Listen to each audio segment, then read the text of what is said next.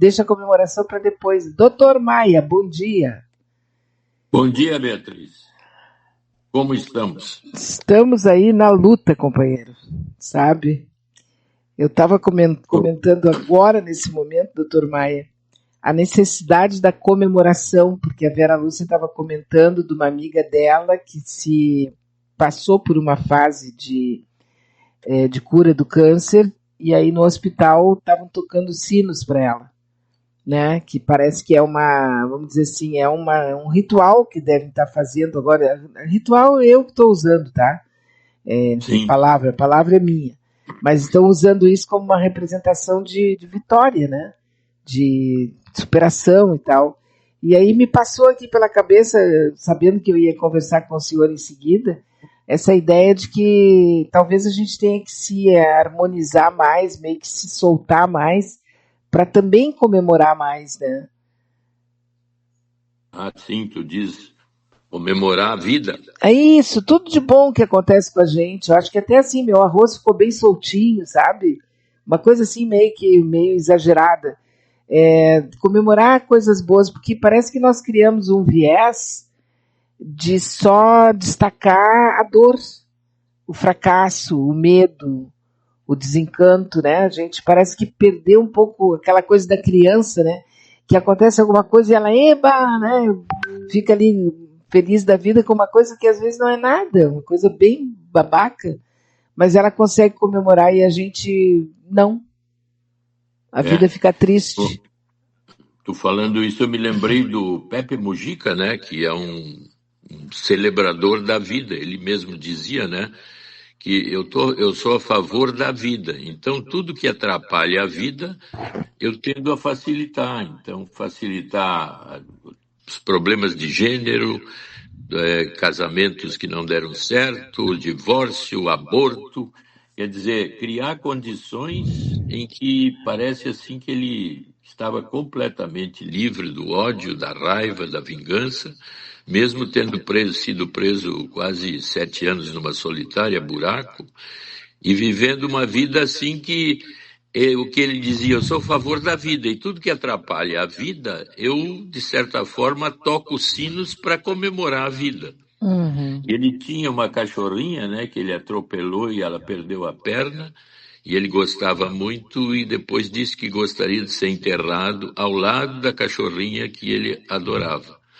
Então, eu acho que uma pessoa como essa, que até guerrilheiro foi e voltou sem ódio, numa simplicidade incrível de relacionamento, é um exemplo de quem bate sinos pela vida, né? Ah, perfeito. Absolutamente perfeito. A cadela era a Manuela. A Ela Manuela. esteve junto com ele por 2 décadas. Estava sempre junto com ele, né? E ia nos eventos oficiais que ele tinha, acompanhava ele nas entrevistas que ele dava. A Manuela estava sempre junto, né? Agora, essa coisa assim, né? Por isso que eu acho que era isso que mais incomodava vamos dizer, uma determinada faixa de pessoas da nossa civilização. Essa demonstração dele de que dá para ser feliz assim, daquele jeito que ele é. Entende? O fato dele comprovar que é possível tu viver de uma maneira sóbria, simples, sem precisar estar sempre desesperado para ter, sabe? É um negócio assim que o sistema não podia gostar dele, né? Esse é uma pessoa que a gente vê que tem uma autoestima, uma vivência pessoal, quase assim meio, que a gente levantaria hipóteses de espiritualidade meio místicas, né? Porque se dão bem com a vida, quer dizer, com o que tem de mais essencial nas pessoas, que é a possibilidade de estar vivo nesse mundo e estar bem com o ser vivo, e não o ser que tem, ou que aparenta, ou que acha que é. É uma ligação com uma essência pessoal, onde eu não tenho ambição, a minha ambição é quase zero, no sentido de ser o comum da existência num mundo bem materialista, em que o dinheiro e o ter é o que dá o ganho e é o respeito. É uma essência pessoal extremamente poderosa, mas rara, porque é muito difícil eu me livrar desse, vamos dizer, dessa teia do ter e do saber e do respeito e do orgulho pessoal. Ele parece que tinha uma ligação com o ser real dele de uma forma absolutamente mais para a linha quase mística do que propriamente a linha de grudado no mundo, no ter, né? Então é muito especial esse tipo de pessoa. É, muito mesmo. E elas existem em muito maior número do que a gente imagina. É que elas são muito discretas, né? Porque assim como elas não têm esse desejo absurdo de ter, elas também não querem ser demais também, né? Então elas ficam ali Exato. simplesmente existindo e deu, né? Tá mais do que bom.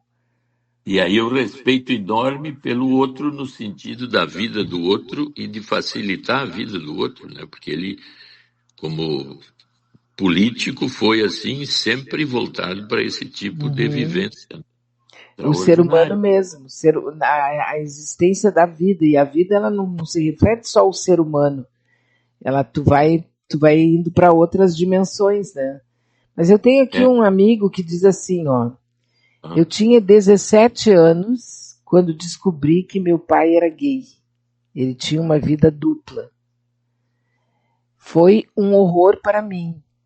Passei a ter problemas de estômago, vomitava todos os dias. E a vontade de contar para minha mãe foi crescendo e eu não tinha coragem. Covardemente, eu ficava quieto. E eu ficava de longe olhando meu pai, se encontrando com outras pessoas, homens, e a dor em mim era hedionda. Com 19 anos, eu descobri que eu também gostava de homens. E até hoje eu vivo esse impacto. Não sei se foi por ter visto meu pai ou se realmente eu gosto de homens. Eu agora estou com 59 anos. aí entra uma coisa Que muito ligada loucura, ao né? desejo.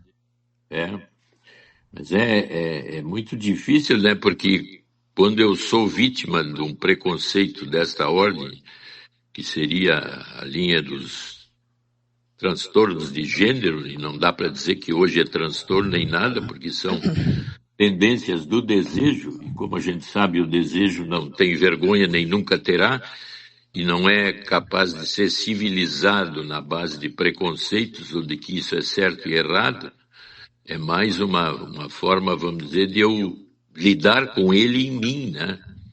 E como há uma abertura muito grande nas posições de gênero, eu acho que ele deveria procurar se entender melhor através de uma terapia, né? Porque se até hoje há uma dificuldade que vem desta época, gerando uma inquietude, uma ansiedade, um estado assim meio depressivo de existência, ele deveria procurar alguém para examinar em detalhe isso e se encaminhar para que ele não tenha um conflito interno baseado em posições de certo e errado e de nível ético, né? Porque ele tem que se situar bem consigo mesmo.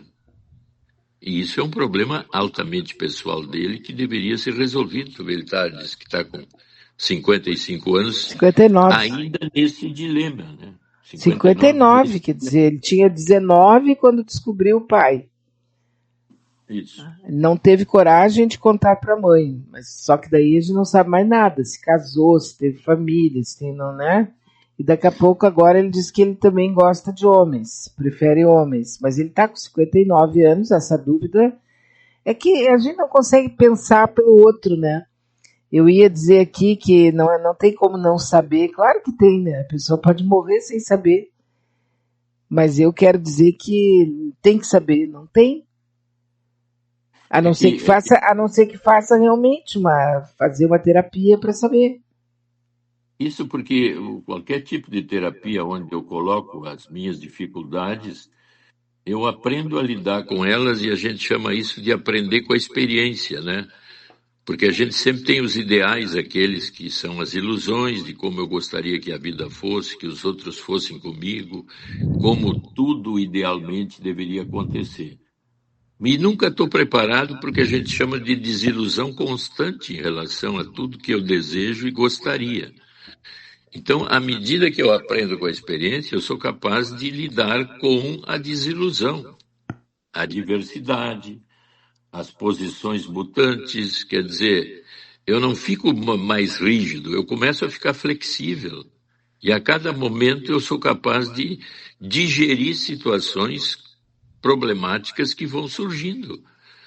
Eu tenho que ter uma característica do meu estômago, quer dizer, ele rejeita o que não presta através do vômito, digere o possível que pode e lança para o intestino, e se for o caso, haverá uma diarreia e o que não presta vai fora. Quer dizer, o modelo físico do nosso corpo é perfeito nesse aspecto. Como nós somos um modelo de corpo psíquico, eu acho que metaforicamente a gente deveria ter capacidade de digestão psíquica, de estados afetivos e posições ligadas ao outro e sociais, numa metáfora parecida.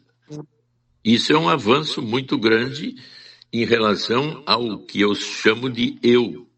No caso, o eu psíquico de lidar com o mundo e comigo mesmo.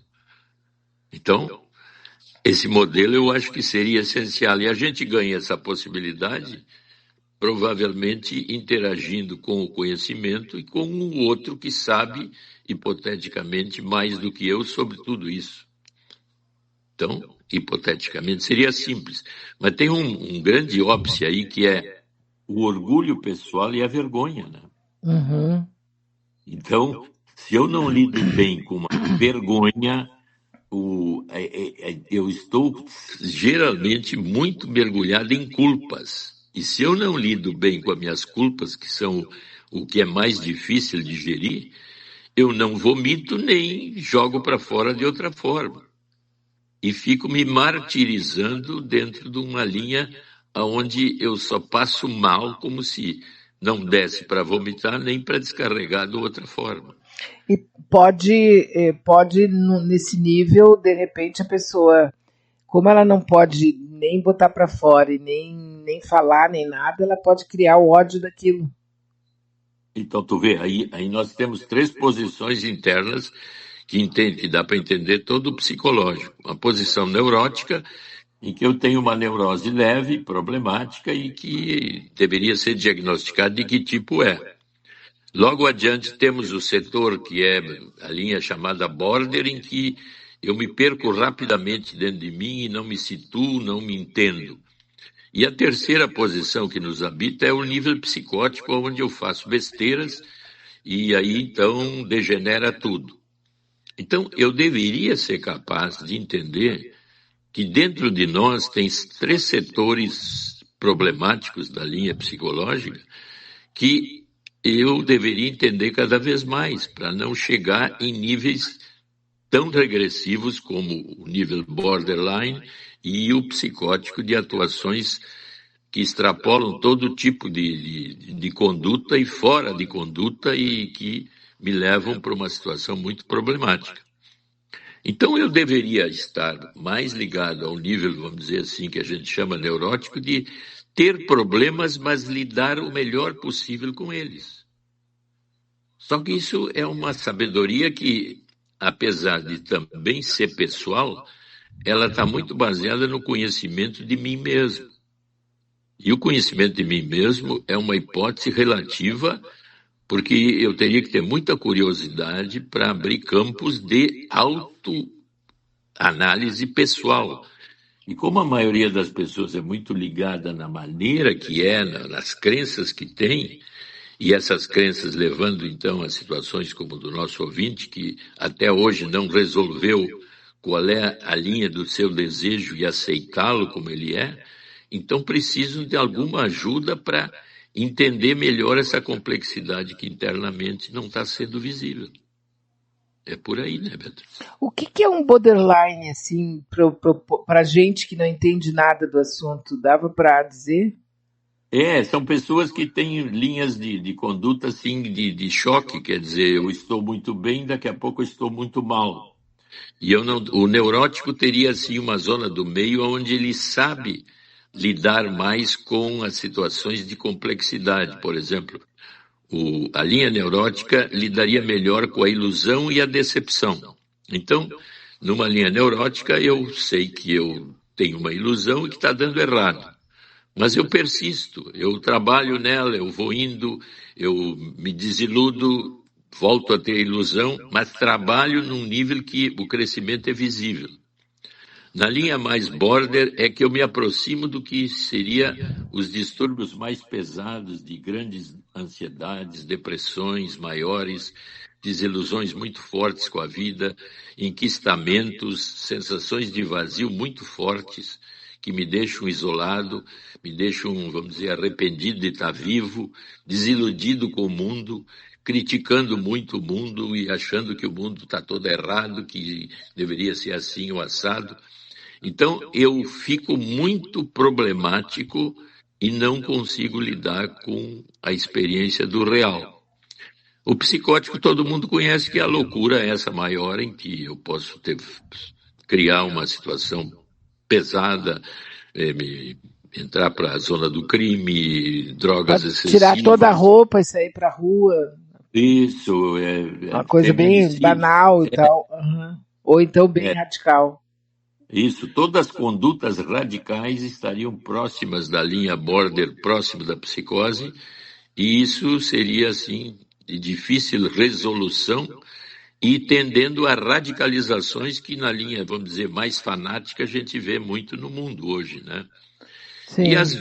E eu diria que, no nível social, as guerras são estados borderline dos dois lados, né? Não termina nunca. E o ganho é quase zero, mas eu não consigo parar de viver aquela coisa impossível. Então a destruição é o exemplo mais claro dessa loucura coletiva, né? Agora, doutor Maia, porque se a gente, por exemplo, todos os dias abre os jornais, não mais jornais, né? A expressão está errada, mas navega na internet, abre todas as páginas possíveis sobre os acontecimentos que estão divulgados. O mundo, ele parece que não tem jeito mesmo, ele parece que realmente a pessoa pode... Eu tenho todos os dias aqui, se eu quiser, pelo menos uns 20 motivos para criticar a civilização, criticar o mundo, achar que tá uma merda. Desculpa a expressão, mas... Eu tenho, no mínimo, 20 pautas aqui para botar pau no mundo. E para dizer que a sociedade é uma coisa terrível, que está errada, que está toda errada e que tinha que ser diferente e tal. Isso nos leva a pensar que a gente também está, ou está ficando meio nessa fase? Não é, aí entra essa história do que nós, como é que diz um dos filósofos, o inferno são os outros. Quer dizer, a nossa vida é uma zona, vamos dizer assim, que eu poderia dizer quase como infernal nesse aspecto que tu está colocando. Há um ideal de maravilha, de novo, nós estamos assim na ilusão, na vontade que o mundo seja uma coisa ideal. E não nos damos conta que nesse mundo ideal existe também esse demônio em nós que aparece dessa forma que tu está colocando. Então, eu posso dizer que essa evolução social ideal é um ideal que nunca chega no real, de certa forma. Sempre nós estamos, parece que próximos do ideal, mas apresentando isso que tu falou, que é a sociedade. E eu chamei isso de zonas mais psicóticas quando socialmente se materializa através de uma guerra. Mas o egoísmo e o desejo de ter e o desejo de posse, vamos dizer assim, a parte, vamos dizer, mais agressiva, sádica que nos habita, e a linha masoquista que também nos habita, é uma característica humana onde está misturado o bem e o mal dentro de nós. Então eu tenho que ser realista que isso é uma evolução que eu não diria que é social, ela é pessoal. Então por isso que eu citei o Pepe Mujica. Essa evolução é pessoal de indivíduos.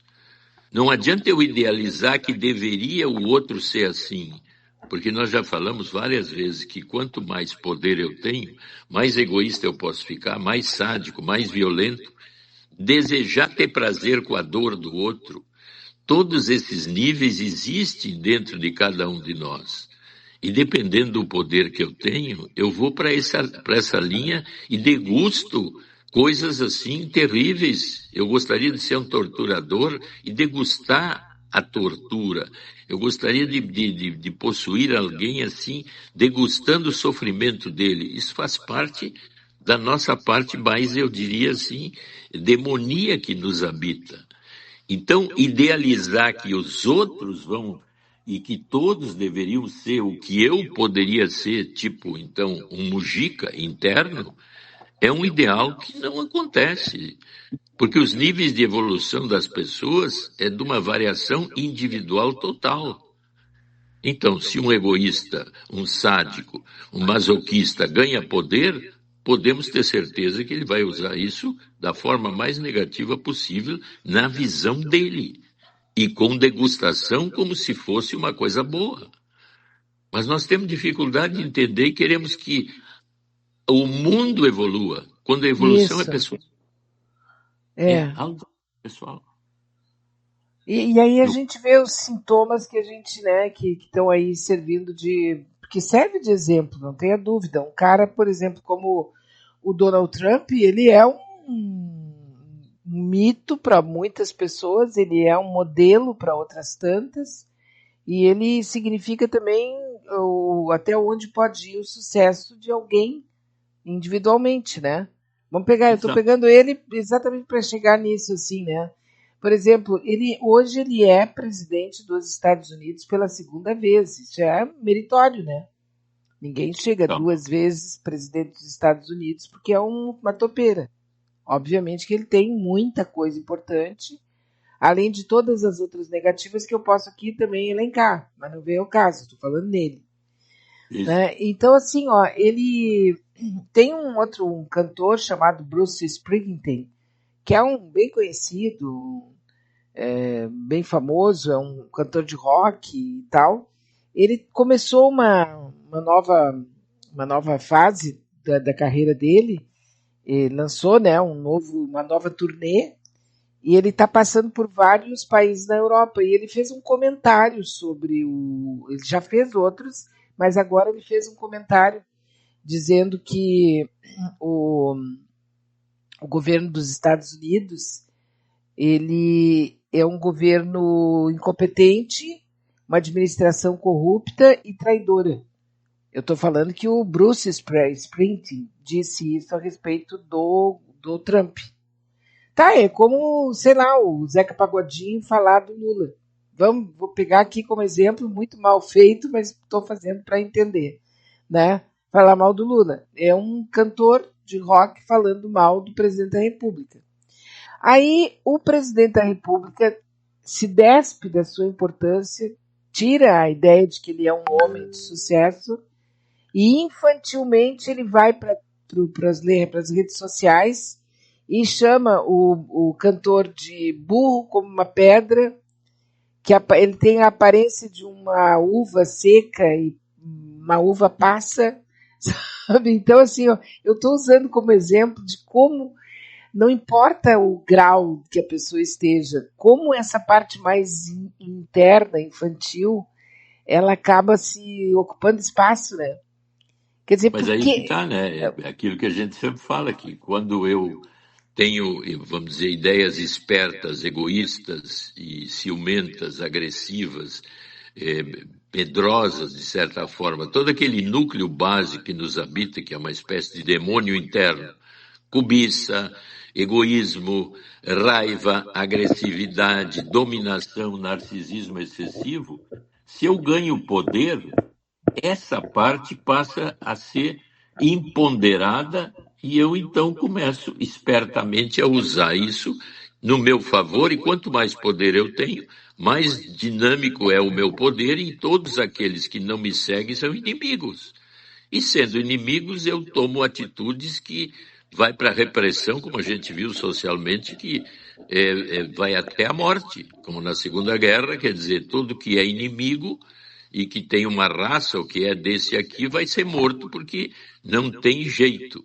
Então, a sociedade humana vive este nível o tempo todo, desde que se conhece como civilização. Então, idealizar que isso seria uma ideia maravilhosa, por isso que eu digo que é altamente pessoal. Se eu tenho um poder, então, como Mujica, que teve poder também, e tem uma essência desse tipo de simplicidade, de valor à vida do outro, ele vai ter um governo especialmente dedicado ao bem-estar de todos. Agora, se eu sou um esperto, se eu sou um cara com poder e a minha expertise é maior e eu quero lutar com os outros países como se fossem inimigos pessoais, então acontece o que está acontecendo. A gente viu na Idade Média reis que eram violentos, que eram loucos, que eram borderlines, que faziam misérias, mas tinham o poder na mão e ninguém podia contestar, a não ser que matasse o rei.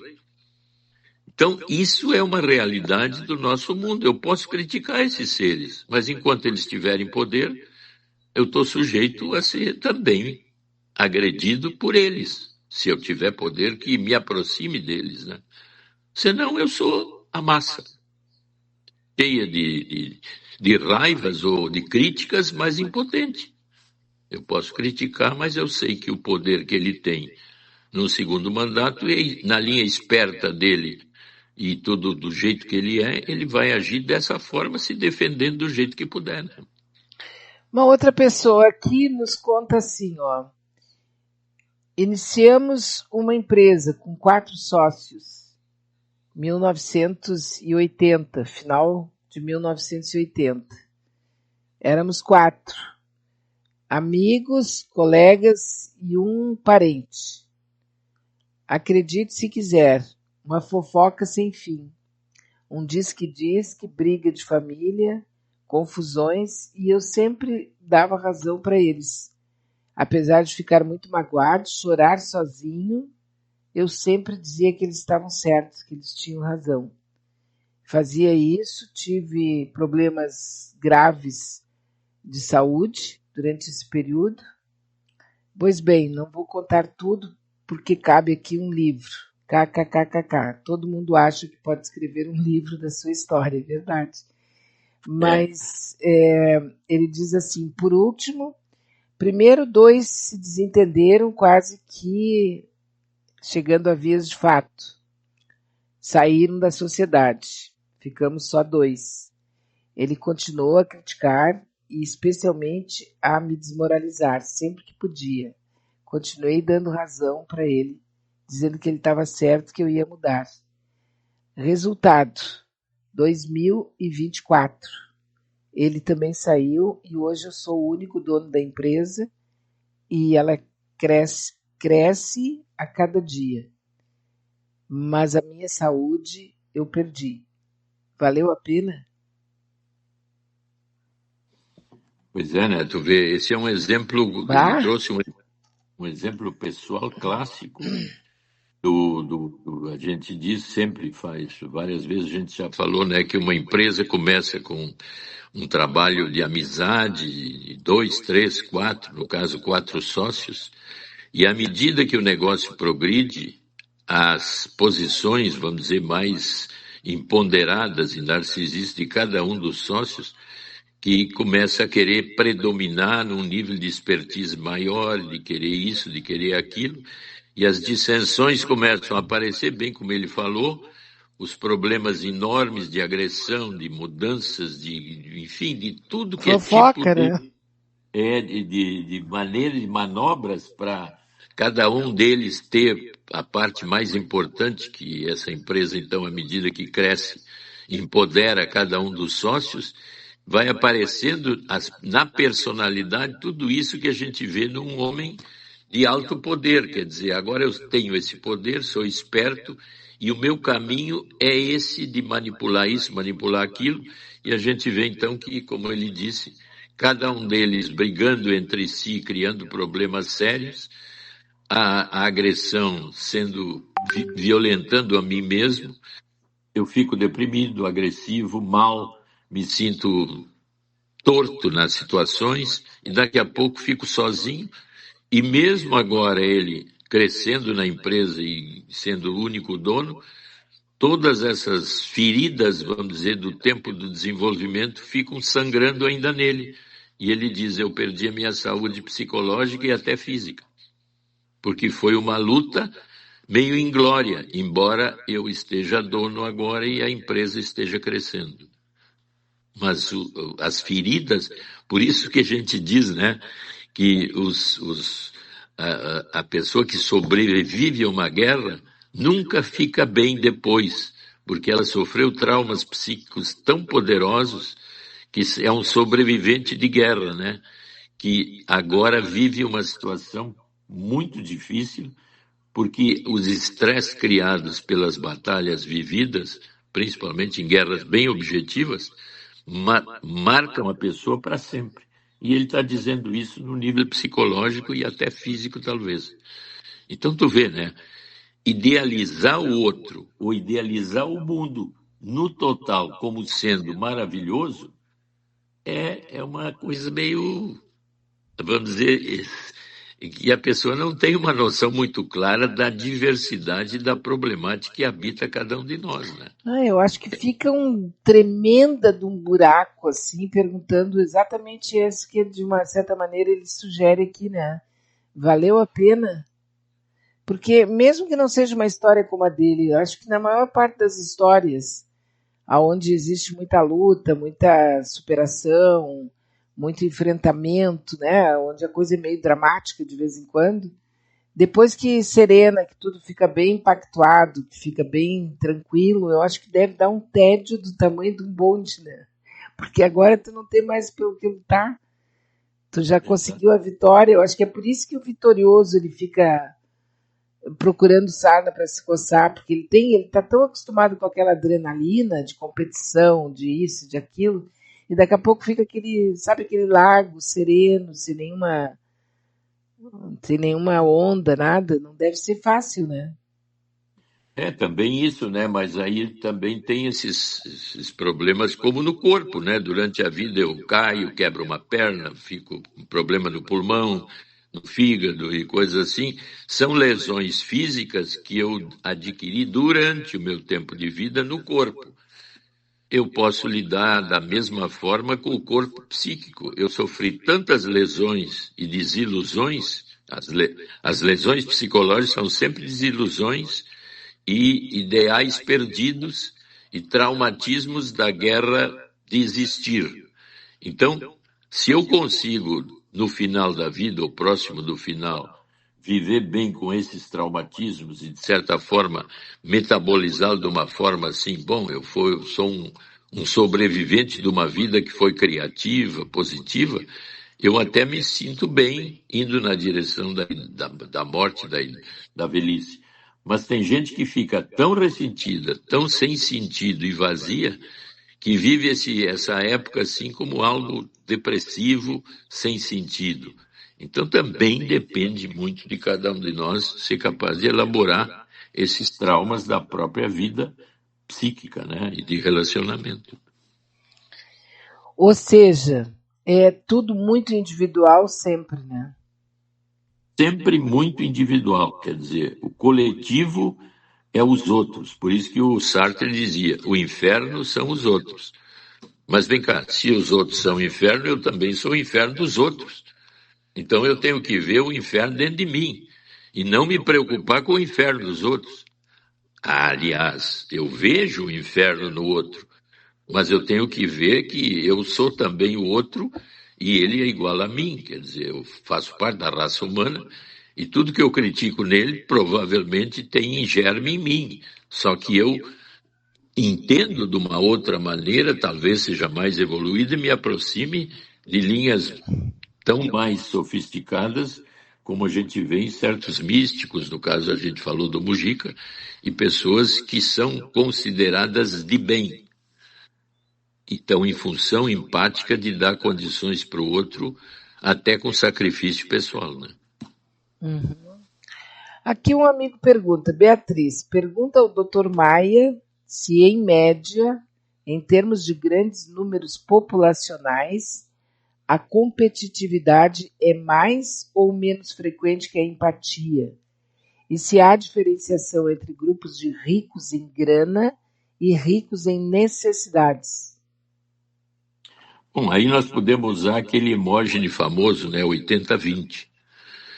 20% da população do mundo, ela está aguerrida no sentido de se colocar na melhor posição social possível.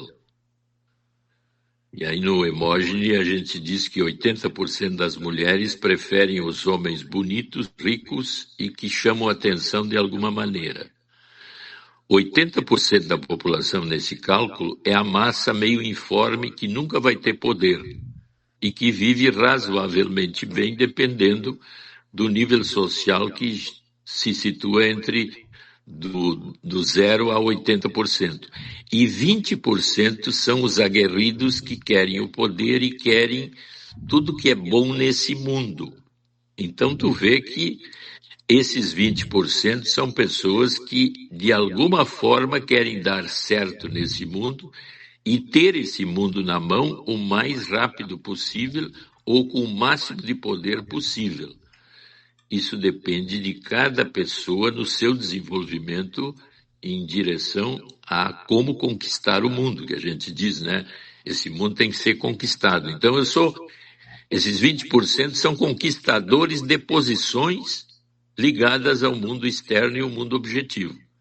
Posições de poder baseado no que o mundo hoje oferece, que é a capacidade de ser notório saber numa situação, ter capacidade então de manipular, ter capacidade de manipular o dinheiro. O poder está sempre ligado ao poder político e ao dinheiro. Então, esses 20% são aqueles que vão chegar em algum lugar de maior destaque no mundo. Esse é mais ou menos um cálculo matemático que, de certa forma, dá para nós ter uma ideia de como é que funciona a massa. Sim. É complicadíssimo, né? Olha só, se uma pessoa... É que assim, ó, essa pessoa que está mandando outra aqui, ela diz assim... Pergunta para os ouvintes, Beatriz, e para o Dr. Maia.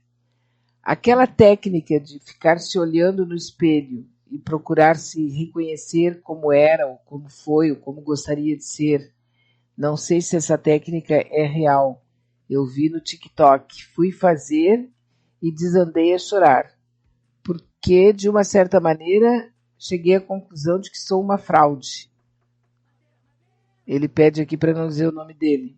Mas eu acho que tá meio exagerado isso aqui, né? Mas tu vê, aí eu posso dizer assim, que a gente sempre que fala no se olhar no espelho é aquilo que a gente tem falado aqui. Quando eu critico alguém, eu imediatamente tenho certeza de que aquilo que eu estou dizendo é o correto para aquela pessoa, para aquela situação, mas na linha do autoconhecimento, onde eu uso o espelho, eu imediatamente olho no espelho e olhar no espelho e olhar para mim. Por que eu critiquei, por que eu falei isso e por que eu estou me achando uma fraude? Quer dizer, eu me achar uma fraude pode ser o início de um crescimento pessoal de autoconhecimento e não uma coisa ruim. Porque na medida que eu olho para mim como fraude ou como capacidade crítica de mim mesmo, eu ganho um poder de entender melhor a mim e ao mundo. Então, o crescimento pessoal é sempre um trabalho do negativo. Tem duas linhas de trabalho do negativo. O sonho, que é uma espécie de metabolização do que eu vivo na vida e aparece de forma condensada, com imagens, às vezes muito difícil de entender, tem que ser interpretado. E o luto. O luto eu entendo sempre, perdi alguém, vou lá no cemitério fazer o luto da pessoa que eu perdi. Não, o luto é um trabalho do negativo constante. Eu estou sempre perdendo as minhas ilusões. Então, a cada momento eu estou perdendo algo. Quando ele diz, isto é uma fraude, eu sou uma fraude, ele entrou em trabalho de luto. Ele tem que ver por que ele é uma fraude. O que ele está fazendo que é tão fraudulento para ele mesmo? Então, ele já está fazendo um trabalho negativo de ver o que está errado em mim. Então, aí eu estou começando a me autoconhecer, me olhando no espelho.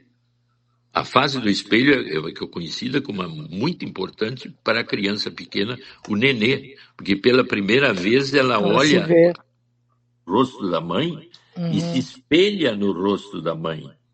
Ela não entende que ela é alguém. Muitos animais não se dão conta de que eles têm uma imagem no espelho, porque não têm essa consciência que nós temos de autoimagem. Então, esse espelho na linha que ele colocou de fraude é uma coisa muito boa, porque ele vai examinar as fraudes que ele acha nele e, ao trabalhar esse luto por ser uma fraude, ele vai começar a crescer. Esse é um caminho positivo. É o chamado trabalho do luto constante. Eu estou sempre perdendo alguma coisa. E até perco a vida no final. Até perguntaram para o Woody Allen assim, o cineasta Woody Allen, o que o senhor acha da morte? E ele, sou contra. Muito bem, né? Que resposta boa é? Muito automática, né? Eu também. Mas olha só, tem uma pergunta que eu fiz antes, mas uma parte aqui ficou para trás. Vou perguntar de novo. Há diferenciação entre grupos de ricos em grana e ricos em necessidade? Assim, aí depende o que seria os ricos de necessidade. Nós temos que especificar mais. Ricos de dinheiro, eu sei que eu estou precisando de dinheiro, então eu quero mais. Eu sou rico, mas é sempre pouco, eu quero mais. Agora, de necessidades, aí então nos aproximamos das minhas necessidades. Cada um de nós agora, se eu for confessar o que eu quero e o que eu necessito, cada um vai dizer o que está faltando, né? Sim. Então nós temos que descobrir qual é a necessidade desse grupo, que também pode ser ligado ao poder e ao dinheiro e a status, conhecimento, cargos, posições de ganho, que são as necessidades, porque as necessidades estão desde as básicas, que é a comida e uma estrutura básica de vida, até o cúmulo do ter, né? Muito bem, nós temos agora 11 horas e 16 minutos. Eu estou conversando com o Dr. Herberto Edson Maia, psiquiatra, e queria que o senhor nos falasse um pouco do acontecimento de ontem que houve. Bom, eu acho que foi um momento bem importante, que tem a ver com a criação dessa ideia assim, de pegar o cinema para trabalhar a questão da própria psiquiatria, né, do cinepsiquiatria. Conta um pouco para a gente. Esse é um ponto importante, assim, que na faculdade, quando eu comecei lá na faculdade, Fundação Federal de Ciências da Saúde, que era a chamada antiga Católica de Medicina, né, que eu fui a primeira turma, né, me formei em 66, primeira turma da fundação, e na época eu era para ser cirurgião e trabalhava no Hospital Maia Filho, que era do meu tio, e já tinha até um lugar em Oklahoma, nos Estados Unidos, para continuar sendo cirurgião. Na época, esse lugar em Oklahoma foi onde foi feito o primeiro transplante de coração, né? Porque o primeiro mesmo foi feito na África pelo Barnard. E depois, então, lá seria o segundo ou terceiro, não me lembro bem. Aí, daqui a pouco, eu desisti da cirurgia, que eu passei a vida inteira lá no hospital, 6 anos da faculdade, mais 2 de residência. Eu passei no hospital, fazendo a residência depois de formado. E até foi uma decepção para o meu pai e para o meu tio de eu desistir da cirurgia e querer ser psiquiatra, né? Aí eu me aproximei, então, do grupo da faculdade, que estava iniciando, né? Aí era a segunda e terceira turma já, depois da minha. E aí, então, comecei a fazer o curso de psiquiatria com o Dr. José de Barros Falcão. E ali ele me contratou como professor da faculdade e gradativamente, então, eu passei a trabalhar na cadeira de psiquiatria como professor. E aí, já como psiquiatra, eu vi que determinadas pessoas indo ao cinema, até um caso assim que ficou bem claro de um paciente meu que a namorada dele depois me falou que ele estava vendo um filme e ela daqui a pouco viu que ele ficou assim completamente estranho para ela, como se tivesse em transe dentro do filme, que estava acontecendo uma vingança. E que depois eu vi que a linha de relacionamento dele com a mãe era muito complicada e problemática, num sentido bem agressivo dele. Ele funcionava como se ele fosse como é que a gente chama assim, de transtorno opositor. Ele era sempre contra tudo que ela achava que ele deveria fazer ou ser.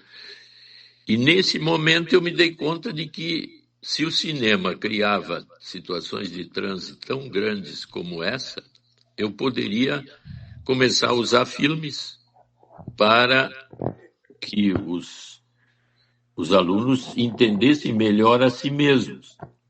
E aí, nesse momento, eu levei em conta um filme que é famoso até hoje, que é o Freud Além da Alma, que apresenta o Freud como um aluno da Faculdade de Medicina e dentro do trabalho dele, um dia ele baixa na enfermaria uma histérica, que naquela época era comum as mulheres, devido a problemas principalmente de repressão da sexualidade, ou ficavam insensíveis ou histéricas, no sentido de não enxergar, ficarem imobilizadas, dizendo coisas assim como se estivessem em transe.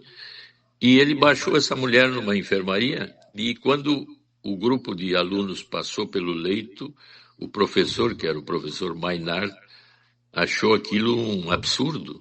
Como é que tu me baixa uma mentirosa num leito clínico que uma pessoa que está precisando está aqui?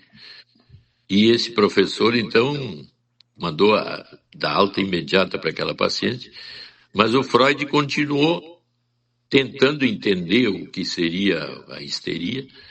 Foi trabalhar na França para ver o hipnotismo, que o mestre dele, Charcot, tinha uma capacidade enorme de criar sintomas e aliviar sintomas com o hipnotismo. Mas depois de hipnotizado, voltava o sintoma e desaparecia o sintoma criado.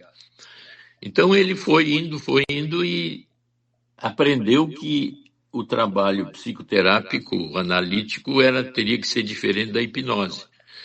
E a grande surpresa é que o Maynard, o professor, depois de ser contra o Freud de todos os jeitos, foi descoberto que ele tinha uma doença muito grave, que era realmente o que a gente chama hoje de zonas border. Ele tinha uma problemática psicológica muito grande e chamou o Freud depois, quando ele já estava aposentado e perto da morte, dizendo: olha, eu fui contra a revelação de que as coisas são desse tipo em nós e quero dizer que tu continue a fazer isso, porque olha o que eu sou realmente. E eu me escondi de mim mesmo a vida inteira. Então, à medida que eu via essas coisas, eu comecei a juntar os grupos de alunos, convidava outros professores e a gente via o filme e via o impacto que isso causava em cada um de nós ao ver um determinado filme, gerando discussões em que eu poderia, vamos dizer, me entender melhor através de uma coisa tão vívida como uma problemática ligada a um filme que traz o problema que pode ter um eco em mim. Então, isso tudo foi se concretizando dessa forma, né, Beatriz, que a ponto de o cinema passar a ser nessa época, fim da década de 80, início da de 90, passou a ser, depois que eu me aposentei da faculdade, uma cadeira da faculdade, cinepsiquiatria, que até hoje a gente usa para que haja insights pessoais baseado num determinado filme e num grupo de discussão sobre aquele filme ou aquela situação. Então, mais ou menos, resumidamente, foi isso que consegui fazer E até hoje é cada vez mais comum esse tipo de discussão baseada em filmes ou em séries agora, né? É porque agora, assim, parabéns, né? Porque é uma sacada genial na medida em que o cinema ele consegue atingir as pessoas de todos os níveis, intelectual, social, moral, de qualquer maneira, assim, tu coloca as pessoas mais variadas dentro de uma sala com um filme e não raras vezes algumas pessoas até super diferentes entre si acabam se identificando num personagem, né? Exatamente. Como E tu que vê pessoas agora, tão diferentes podem se achar num personagem igual, né? Interessante. e depois a Sociedade Brasileira de Psiquiatria tomou conta registrou o nome Cine Psiquiatria e hoje tem, assim, mensalmente, até um ex-aluno meu que coordena lá no Praia de Belas um Cine Psiquiatria mensal, né? Com lançamentos e sempre leva alguém para comentar o filme, né? E parece que sempre aquele auditório, cinema, está sempre cheio de pessoas que gostam de ver o filme e depois terem acesso a uma discussão, né? Aqui o nosso querido professor também, Dr. Leonardo Melgarejo, nosso querido, ele diz genial a base em que se apoia o conceito da cinepsiquiatria ou do cinepsiquiatria. Vale para música? Aqui ele já está, né? Já está. Reações a sertanojo terapia, por exemplo. Como é que é? Vale para Nojo. música. Vale para música reações a sertanojo terapia. Assim, O carro na praia com aquele som a todo volume, as reações em volta. Quer dizer, sim. Aí é nojo terapia da música, né? mas na verdade isso aí de alguma maneira, isso aí provoca gatilhos, né? Provoca, pois esses gatilhos é que são importantes, porque tu vê, se tu vai numa sessão de cinema em que depois abre uma discussão num grupo assim, eu posso ter insights e levantar ideias que aumentam o meu autoconhecimento na linha do chamado espelho, né? Eu me vendo na tela, eu me espelhando nisso, eu abro o campo para entender melhor por que que eu vivi aqueles afetos e até como esse paciente no passado entrou em transe, porque ele se identificou com a agressão que ele tinha com a mãe na vingança do cara dentro do filme. Então ele passou a se identificar de forma transicional, quer dizer, eu fui afetivamente para dentro do cinema, entrei no espelho como Alice no País das Maravilhas, né? Ela entra para trás do espelho e ele perdeu a noção que a namorada percebeu e ele ficou fora de si dentro do filme. Quer dizer, ele entrou para o filme entrou para dentro dele e ele passou a ter uma conduta de transe. Então, se eu consigo, vamos dizer assim, me espelhar numa discussão ou ter um filme que eu gosto muito, que eu vi dar 2, 3 vezes e que me identifico uma série de coisas, eu estou abrindo o campo de autoconhecimento pessoal. E nesse sentido, o cinema está cada vez mais nítido. E agora, novelas, por exemplo, também, e Sim. minisséries agora estão tomando conta de todos os streaming aí, né? Aqui a amiga diz assim, ó, gatilho tive eu com essa ideia de volume que falou o Leonardo. Adivinha, aconteceu comigo. Moro no mesmo apartamento há mais de 15 anos. Presta atenção, Beatriz, há mais de 15 anos, moro no mesmo lugar. Veio passar comigo, a coisa de início do ano de 2025, por uma semana, uma sobrinha do interior. Ela detectou um som de uma moto que sai sempre no mesmo horário e passa pela minha janela.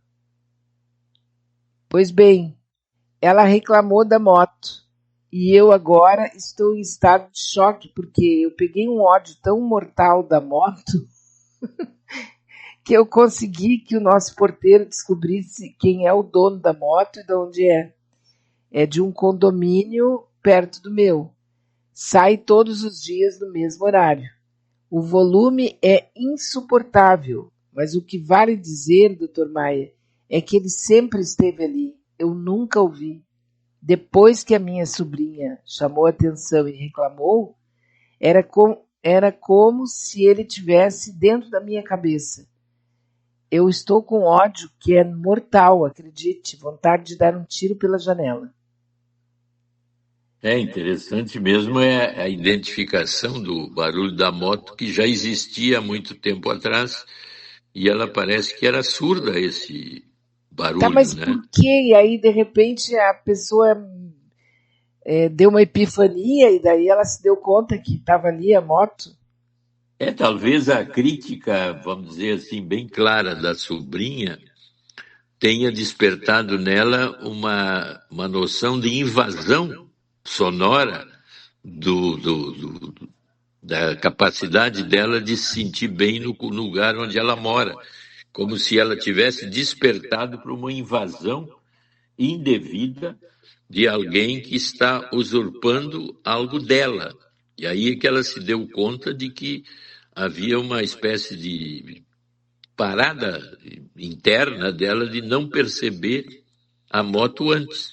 E a indignação da sobrinha é que trouxe para ela essa indignação de que como é que há uma invasão desse tipo num barulho absurdo, sempre na mesma hora, e eu não tinha me dado conta e agora me dei conta. Então tem coisas assim que eu passo anos sem me dar conta e daqui a pouco me dou conta. Por isso que eu digo que o autoconhecimento é uma percepção surpreendente. Daqui a pouco eu me dou conta de uma coisa que passei anos vivendo e não me dava conta do impacto que tinha em mim. E parece que ela é um exemplo nítido de uma abertura desse tipo. Há uma invasão indevida da minha segurança e do meu silêncio por esse absurdo que está aí. Tá, e aí pode provocar todo esse ódio, assim, toda essa revolta? É porque, vamos dizer assim, no momento que ela despertou, isso passa a ser um incômodo e tu vê que tem todas as características de invasão. É uma invasão sonora que me perturba e tem que ver o horário que isso acontece. É de manhã, eu estou dormindo, eu não me dava conta, algo assim. Mas esse exemplo é muito comum de eu passar a vida inteira de um jeito e nunca ter me dado conta de como isso me incomodava, o porquê que eu me adaptava dessa forma. Então, esse despertar é o que todos nós deveríamos ter em determinados momentos de vida para mudar sentidos de vida e sair de angústias, ansiedades e até depressões, né? Isso também entra naquele conceito, quer dizer, também entra a maneira minha de falar, pode ser que não. Mas aquela ideia do budismo, assim, que na verdade nós ocidentais praticamente nunca estamos presentes no aqui e agora, né? Também tu pode dizer que esse aqui e agora interno é uma percepção de mim mesmo hoje. Como é que eu me percebia há 20 anos atrás e como é que eu me percebo hoje? Há uma diferença sempre que deveria ser melhor para melhor, embora não seja exatamente isso que acontece com todo mundo, né? Eu posso dizer, há 20 anos eu era muito melhor que eu sou hoje, o que eu estou hoje. Mas isso significa autopercepção do aqui e agora. O que me incomoda hoje? Como é que eu posso mudar alguma coisa que está me incomodando? Ela despertou para a moto. Então ela vai começar a reclamar e vai descobrir. É quase isso que acontece seguidamente em condomínios de edifício, né? Brigas incríveis por barulhos excessivos do apartamento de cima, do apartamento do lado, que daqui a pouco eu desperto para algo que antes parece que eu não percebia muito, né? Então, são despertares estranhos, mas que acontecem dessa forma como ela falou. Pode acontecer entre duas pessoas, dentro de 44 paredes, um começar a implicar com o outro. Não é, isso é o que acontece dentro dos casamentos à medida que evolui, né? Sim. depois do romantismo, que dura aquele tempo que a gente sempre diz, em torno de 4 anos, que tudo foi escolhido ali porque eu te amo para sempre e tu é meu grande amor. Daqui a pouco, daqui a 4 anos, eu digo, mas o que eu estou fazendo com esse ser aqui, que é um troço, é uma porcaria junto comigo? Como é que eu estou aguentando isso? E daqui a pouco eu me dou conta que o que eu fiz, né? Então, separação. Novo casamento e repete de novo. Sim. Aí nós te lembra Só daquele nosso ouvinte, né? troca só o número do RG. Exatamente. E tudo repete, quer dizer, estou no quinto. A Ana Amélia está no quinto casamento, parece que ela é feliz. Sim, pode ser, né? Uma coisa é certa, ela gosta de casamento, ela acredita nele, né? Exatamente, Isso fica parece bem que vive claro. com felicidade cada casamento, né? Sim, Qual é o hobby, Beatriz? Casamento. exatamente. Agora também o contrário parece meio doente também, né? A pessoa ter pavor, ter até da ideia de um casamento também. Todo o excesso traz motivação de que tem alguma coisa errada. É por isso que é outra coisa importante que tu falou. Excessos sempre indicam que são excessos. Então, por que o excesso? Aí no caso da moça, da pessoa da moto, por que uma raiva tão grande que Uhum. parece que se acumulou durante muito tempo e a sobrinha despertou, né? Então, excessos muito grandes que eu deveria entender que eu estou passando certos limites, né? Então eu tenho que modificar a mim mesmo e não os outros. Por que a gente dá importância também para uma coisa que definitivamente acaba não tendo importância nenhuma? Não é um vazio assim como o boneco reborn? O boneco reborn está na moda agora, né? Aham. Então, esse tipo de ligação afetiva onde eu sou o dominante é um ideal da maioria das pessoas também, né? E um boneco reborn, na realidade, não é um filho que cria problemas e que eu tenho que cuidar e que tenho que me adaptar o tempo todo e que dá muitos problemas de relacionamento no casal e até do pai e da mãe com o próprio nenê, né? E o reborn, como é um ser morto, vivo, eu posso investi-lo totalmente de afetos e esses afetos ser totalmente manejados por mim e me dá uma satisfação muito grande porque o objeto, que é o reborn, é controlado por mim do meu jeito. Então, isso tem uma conotação boa e até tem um lado positivo que eu me lembrei aí de uma psicóloga que está usando os bebês reborn em pessoas com Alzheimer, demência, que Ah, estão muito isso. novinhas. E aí eles ficam assim cuidando. Aparece uma pessoa já com Alzheimer e com, eu acho que demência, e ela com o bebezinho no colo, o reborn Sim. no colo, dizendo assim, ele cuida de mim, eu cuido dele, como estou feliz Sim, agora.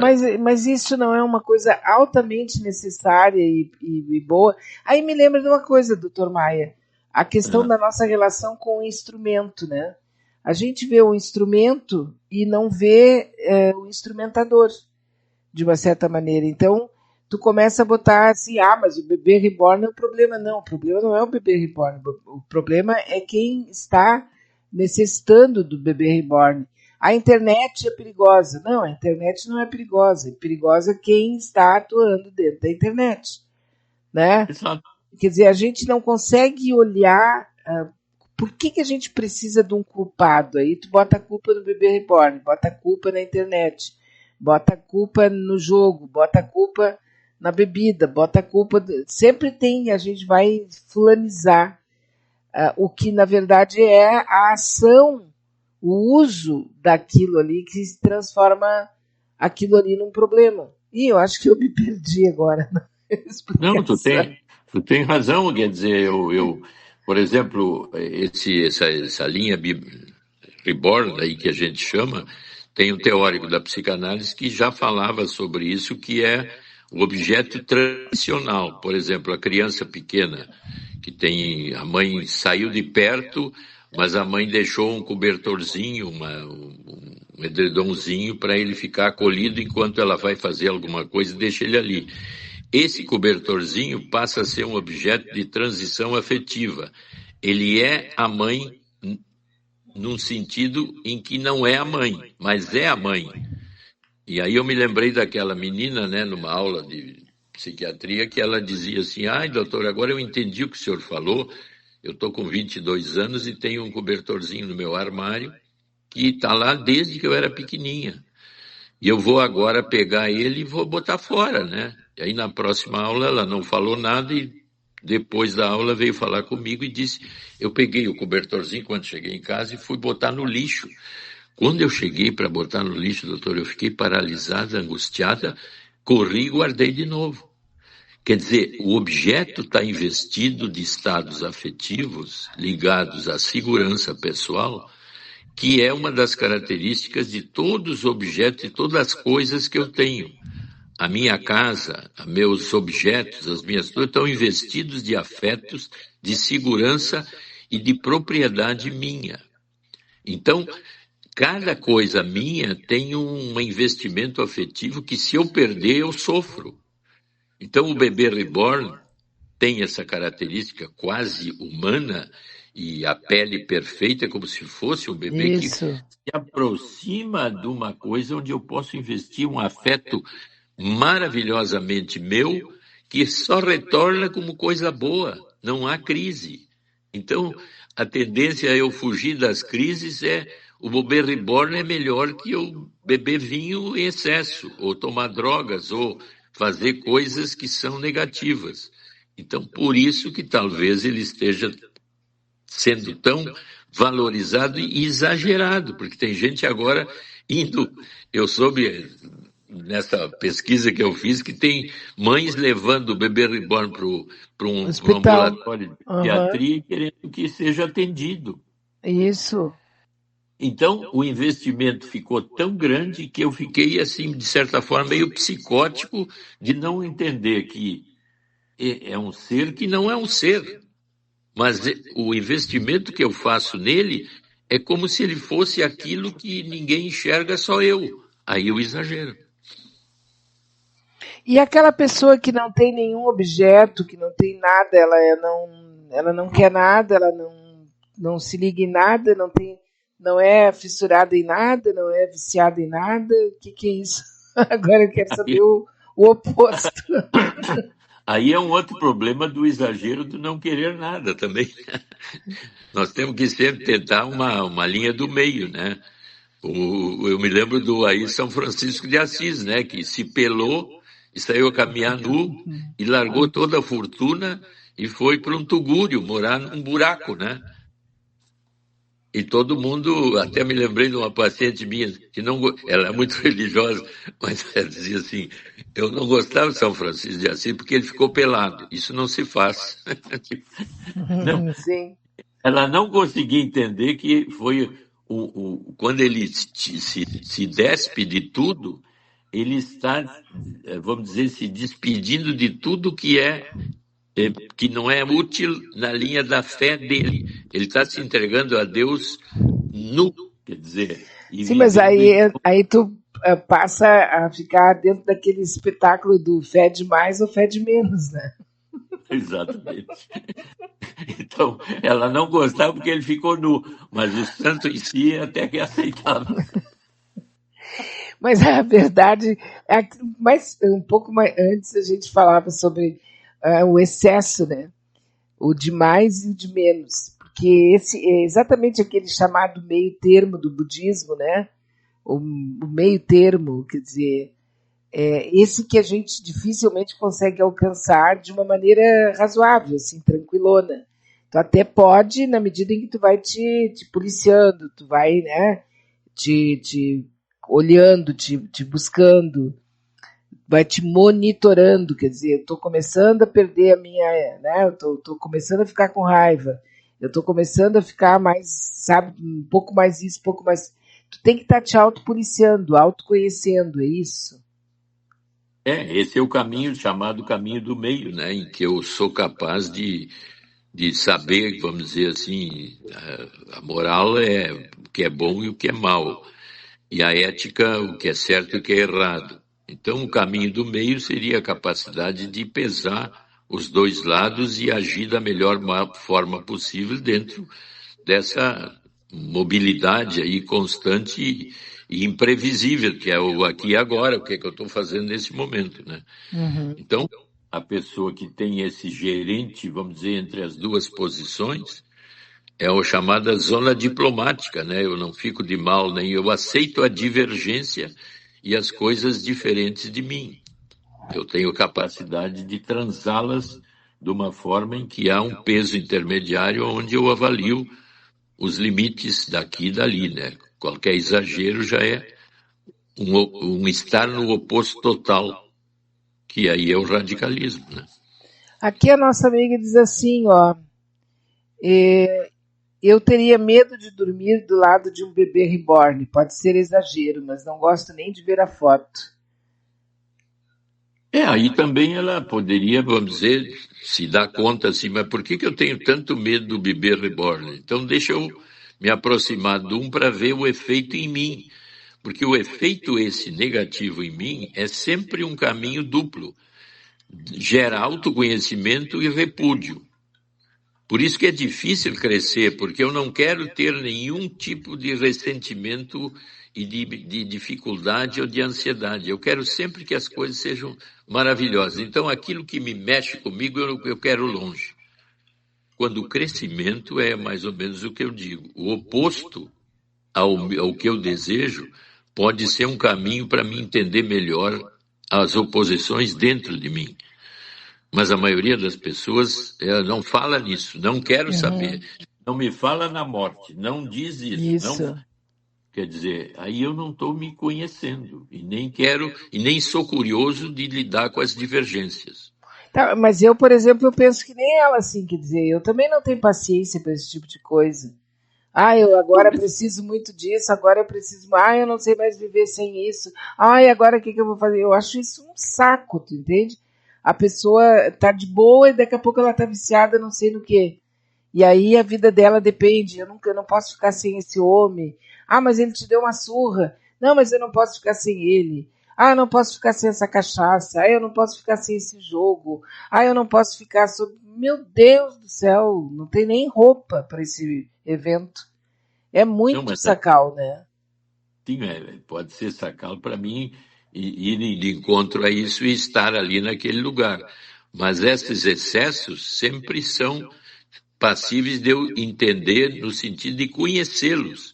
Porque a pessoa que vive esses excessos, ela pode estar vivendo situações masoquistas e Terrível. sádicas.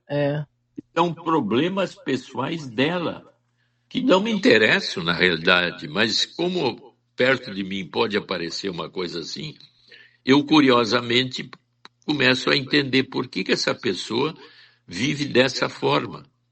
Então eu fico um observador. A melhor coisa que existe é ser um observador. Tu pode ver, né?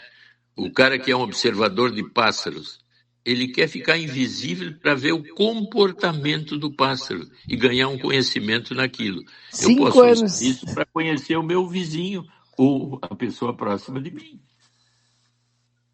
Sim. É bem estranho mesmo, né? O fato é que É. não tem receita de bolo. Vocês, psiquiatras, por exemplo, psicólogos, enfim, as pessoas que tratam da mente humana e das reações e comportamento, estão toda a vida como se estivessem entrando num continente novo, quando estão conversando com uma pessoa, porque não dá para ter uma resposta pronta, né? Não, é o observador. Até me lembrei de uma paciente minha que é muito obsessiva e crítica do outro, né? Sempre com problemas ligados à família. E gradativamente ela foi. Eu sempre dizia: vamos fazer o seguinte, tu é uma observadora e toda a crítica que vem dentro de ti, tu contém ela e observa o outro como ele é. Gradativamente, ela começou a entender que, ao ser observadora do estado de mal-estar que ela ficava nesses contatos na linha da família, ela ficava tão mal que abria campos críticos dos outros em relação a ela, porque ela ficava crítica. À medida que ela começou a ficar observadora, ela foi parando a crítica e observando os outros como eles são. E daqui a pouco ela diz assim, mas Maia, estão me aceitando cada vez mais. Estão falando comigo de um jeito que não falavam antes. Eu digo, pois é, tu conseguiu participar sem crítica ativa, a crítica ficou toda dentro de ti, tu não criticou ninguém. E aí então tu começou a ficar palatável para eles, daqui a pouco começa a te tratar como gente que tu nunca imaginou que poderiam, porque tu os tratava de uma forma preconceituosa. E a observadora agora tem um conhecimento do outro e, surpreendentemente, os outros estão te aceitando cada vez mais. Foi deslumbrante para ela. Claro, A porque a harmonia pessoa... na família começou Sim, a ser maior. mas é que é uma questão interessante, assim, que às vezes a gente percebe, né? Normalmente a gente vê os outros na nossa vida e não nos vê na vida dos outros, né? É isso aí. É uma linha crítica e apareceu aí já. Porque sempre Tu tá parece que colocando. o outro é que está na minha vida, mas eu não me vejo na vida do outro. E aí, quando eu vejo desse jeito, claro que eu sempre vou ser a vítima, eu sempre vou ser a coitadinha, porque é ele que está entrando aqui. Claro. E os preconceitos que eu tenho de como o outro deve ser me afastam do outro e afastam o outro de mim. Então, a polêmica mantém-se tempo. Agora, se eu me recolho numa linha crítica, onde eu observo a mim e o outro, eu estou fazendo duas críticas. O outro não serve muito para o meu ideal, mas eu também estou exagerando a crítica porque eu não estou aceitando ele como ele é. Esse é um caminho difícil no início, mas depois abre campos fantásticos de relacionamento, Isso desde criancinha, assim. desde criança. Aí tu pode entender, por exemplo, uma criança numa escola, independente da idade, o relacionamento dela com o outro. Isso. E o bullying, o que que é? É uma não aceitação do outro, porque eu me sinto poderoso, crítico e violento. E me sinto bem assim, abusando do outro. Ora, o que sofre o bullying está muito por baixo e a tendência é meio que fugir e se sentir cada vez pior. Então, esses caminhos são complexos, mas que, usando essa linha de observação e de mudanças, que aí depende muito das professoras, da psicologia do colégio, de encaminhar isso para uma linha de ajustamento e entendimento melhor um do outro, né? O meu ex-marido costumava debochar de mim, me elogiando.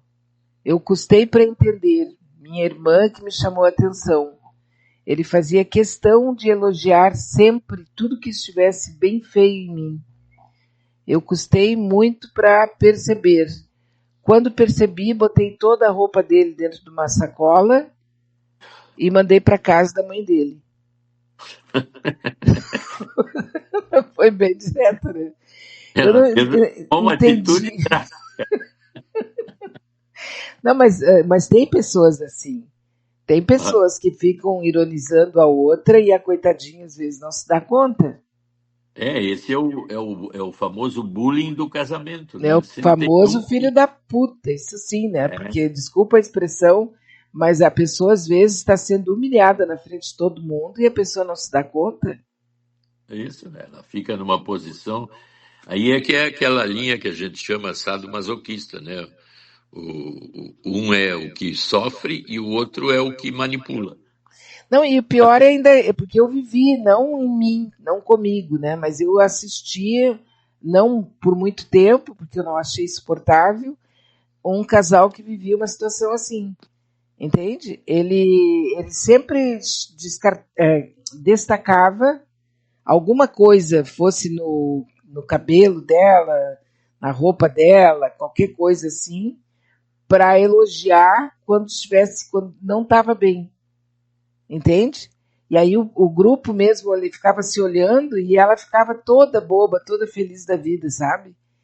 Mas ele fazia aquilo num deboche inacreditável. Aí eu não sei, depois de algum tempo eu soube que eles não estavam mais juntos, mas eu também não sei qual foi o enredo, né?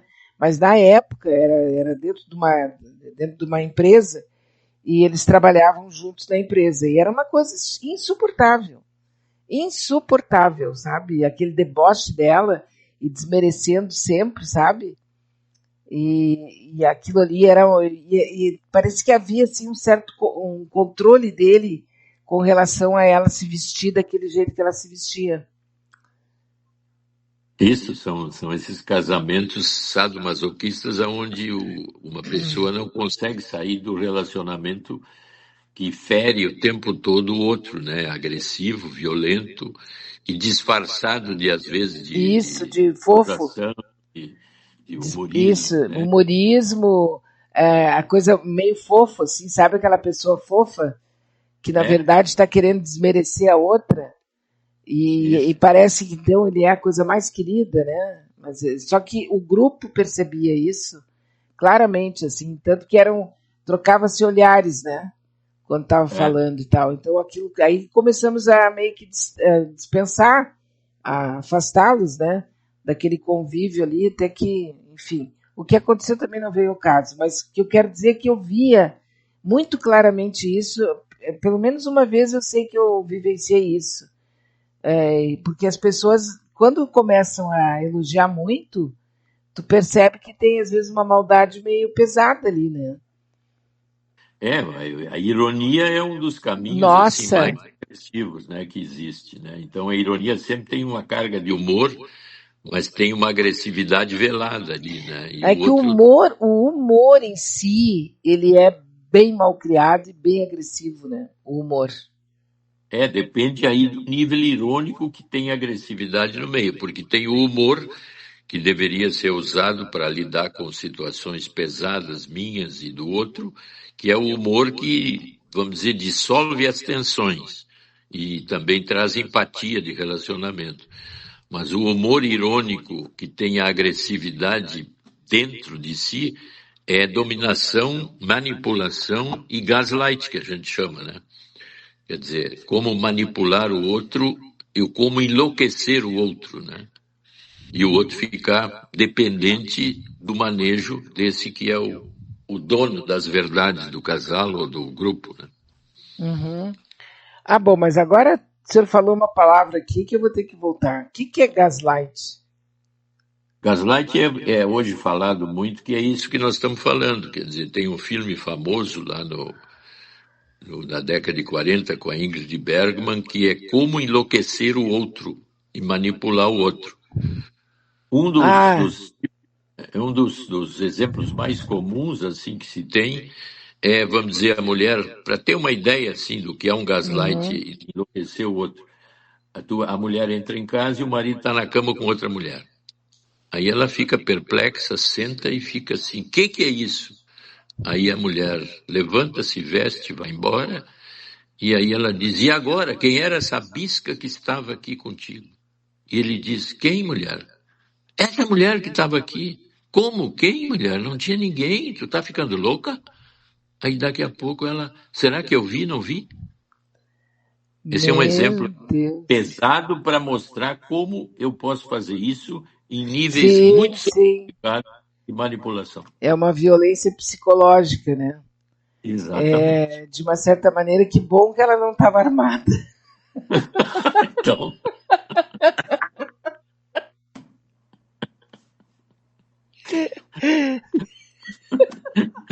tu tem que chegar a um ponto e dizer assim, será que eu vi?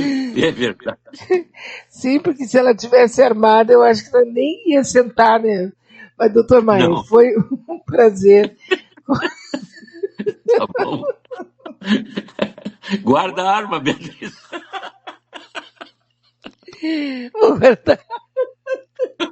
Um abraço para ti, os amigos.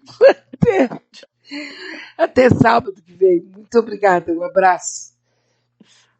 Muito bem, né? Eu conversei aqui com o doutor Herbert Edson Maia. E assim, dando uma bela gargalhada, estou indo embora. Vou agradecer às amigas, aos amigos, desculpa qualquer coisa aí, né? Desculpa o mau jeito. Então, as amigas que vamos passear juntas amanhã, já sintam-se abraçadas, amanhã bem cedinho, nós vamos nos encontrar, porque nós vamos conhecer lá a estátua, né, do Cristo protetor lá em Encantados. Vai ser muito bom, estaremos todas irmanadas, com muita energia positiva e juntas, né, com bastante afeto, bastante carinho e muita risada também, né, porque a risada ajuda a gente a desopilar. Agora estou indo embora, volto segunda-feira, na medida do possível, se tudo der certo, né? E desejo a todos vocês aí um excelente final de semana. Amanhã, domingo, nós temos o domingo.com com o Adroaldo Bauer Correia, a partir das 19 horas, tá bom? Né, Adroaldo? Até amanhã. Um grande abraço para vocês e, se tudo der certo, até segunda-feira.